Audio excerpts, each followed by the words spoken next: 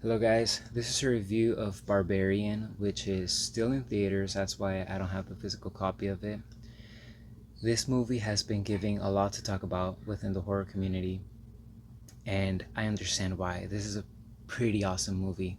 Let's first talk about the plot, and then we'll get into my opinions about it. The movie is about a young woman named Tess. She's in Detroit for a job interview and she rents an Airbnb. When she gets there, she realizes that there's another man there. His name is Keith. At first, she's very suspicious. We could say scared. Obviously, there's a grown man there. He claims that he also rented it at the same time. So while they're trying to figure things out, she actually goes in, settles down, and starts taking a liking to Keith. Though Keith is a very suspicious man, has very weird mannerisms, he's like the stereotype of the serial killer, and he's assuring her, hey, you know what, it makes sense that you're suspicious of men because men can do terrible things, and I'm just paraphrasing. Anyway, she goes to her interview the next day, but when she comes back, she goes inside the house. Keith is out, and she gets locked in the basement. There she realizes that the basement has a room with a bloodied bed, blood hand blood stains on the walls, and there's a camera on a tripod. So obviously there's something very sinister going on in there. She soon realizes that the basement actually has a corridor that leads to a even deeper dungeon, and she's trapped there.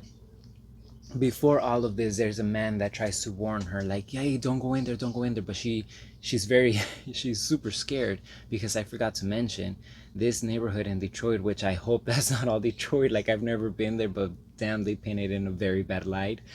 It's all messed up, it's raggedy, all graffitied, and it's not like cool graffiti. It's like, this isn't art. All the houses are broken down. The only house that kind of looks okay is the one that she's renting, and she didn't see how it looked from the outside because she got there when it was raining and it was super dark. Anyway, Keith comes back and she's locked in there. He helps her out, and she's paranoid. She's panicking. It's like, there's something bad going on in there. We have to leave. We have to leave. And Keith tells her, it's not that I don't believe you, but I have to see it for myself, because right now I just see a panicking woman. I want to see it for myself. Let me go down there and then we'll leave together. Wait for me. She waits for him, and contrary to what all audience members at the theater were screaming at, she actually goes at her. I mean, she goes down there. She hears Keith screaming, help, help, so she goes down there to try and save him. And he's panicking. He's like, yo, somebody bit me, and somebody bit him at the what is now their exit. So he doesn't want to go through there the same way that he came in, because something or someone bit him. Then we see this monster take him, and the scene goes to black, and we start getting an introduction to AJ. By the way, these are phenomenal actors. We have Georgina Campbell, I believe, playing Tess. We have AJ playing Justin Long, and Keith playing Bill Skarsgård, I think, playing Keith. Anyway, now we have AJ. AJ is a famous movie star. He just got a call from, I believe, his agent or casting director telling him that he's not going to be in the future project because his co-star accused him of rape. So obviously they're going through that whole tumultuous thing. He decides to sell his house, and lo and behold, it's the one in Detroit. He owns that house, and he's trying to make pennies out of it because he's losing, his financial advisor quit on him. Everybody's quitting on him. When he gets there, he finds the basement. Sorry, the dog started barking. So anyway, when he gets there, he's very excited to find the dungeon because it's more square footage that he could sell the house more for. And he's super excited. That's where the comedic aspect of the movie comes into play. It's no longer a straight up suspense thriller monster type of film. It's more more funny, more campy, more in your face type of thing. he gets taken by this creature, this that I'll explain further as we move forward. He gets trapped with Tess, and Tess is like, you have to pretend that you're a baby because that's a mama. She just wants to have a baby. We come to find out a whole lot of creepy things, and I could just ramble on and on and on and on, but I don't want to get into that. They try to escape together. He pulls a dick move on her and throws her off this huge structure so that she could get taken by the evil mom. Anyway, in the very end, AJ gets killed, Keith gets killed, but Tess survives. And Tess is like, and that's it for the plot. Tess is such a survivor. I mean, I wasn't agreeing with every decision that she made, but at the very end, hey, she made it out, and she had good intentions in mind, so I can't go against that. She wanted to go back for Keith. She wanted to go back for AJ. The cops weren't doing anything, so kudos to her. She's like not one of those like takes one bullet and then makes it like runs 10 miles. Like, she didn't do anything supernatural. She was just surviving. It is what it is. She wanted to do the right thing. She put herself in dangerous situations, but she made it out alive. So kudos to her. The villain here turns out to be a victim. We get flashbacks from, like, I would say the late 60s, maybe 70s, probably 70s.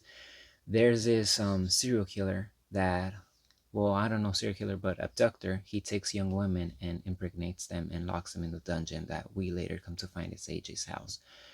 He does this, and at one point, one man mentions that the mother monster that we see in the beginning is not the most frightening thing, that she only comes out at night.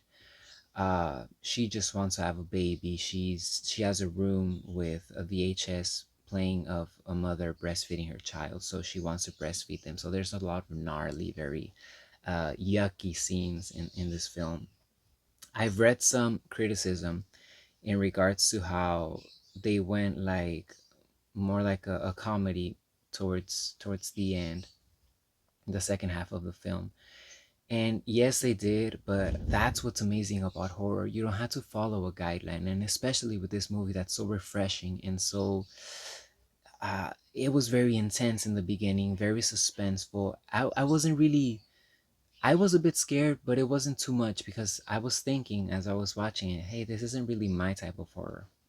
I was raised Catholic, so my thing is demons, witches, ghosts, spirits. That's the thing that gets to me the most.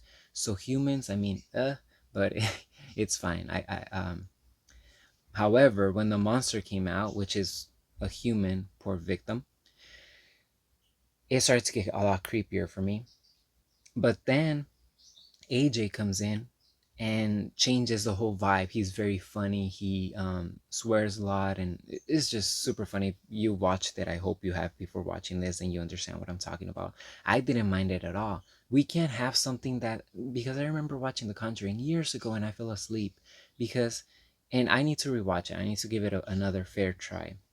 But movies that take themselves so seriously, like everything is just so panicky, it just gets boring because it's just a whole, oh my gosh, look, a ball fell from the attic. What is it? Let's go. Like, we could have that. That's amazing. We want tense scenes, but it can't all be that. It has to have some type of relief, some type of entertainment beyond the scares. And that's what Barbarian does. I think Barbarian is amazing. It shows us how humans could be so cruel. And talking about cruelty in humans, I went to watch this movie in theaters by myself. As I was walking to the parking structure, I was feeling a great sense of hopelessness. I was thinking to myself, why do I put myself in this situation? In these type of situations, why do I do this to myself? Referring to, horror movies. But it's just like working out. I love working out, but sometimes it's just super difficult, super intense. I'm just like, why? Like, I'm kind of dizzy, I'm lightheaded, and I have to lift so heavy. But it's the same thing. Like, I love it, I enjoy it, and I wouldn't have it any other way. But it definitely left me feeling empty because the monster, all she wanted was a baby. In the very end, she sacrifices herself to save Tess, and she's like, she's telling her like, let's go home, let's go home.